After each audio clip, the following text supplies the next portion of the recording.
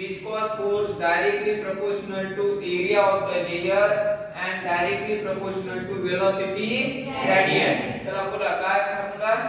Viscous force is directly proportional to area of the layer and velocity gradient. मग आपल्याकडे viscous force दोन क्वांटिटीवर depend आहे, हे clear झालं.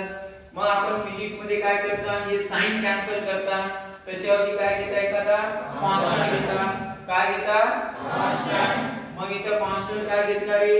नीटा, n नीटा म्हणायचा. आणि नीटाची व्हॅल्यू काय घ्यायचं? Coefficient of viscosity. काय म्हणणार नीटाला? Coefficient of viscosity.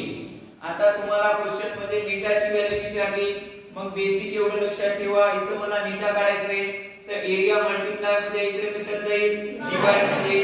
dv by dx multiply मध्ये इकडे कशात जाईल? डिवाइड मध्ये. मग नीटाचा फॉर्म्युला काय येणार?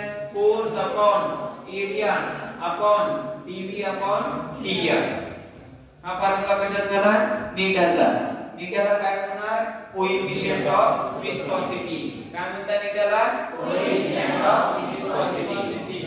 जर एखाद्या वेळेस याची डेफिनेशन विचारली, कोएफिशिएंट ऑफ विस्कोसिटी, डेफिनेशन लक्षात ठेवा.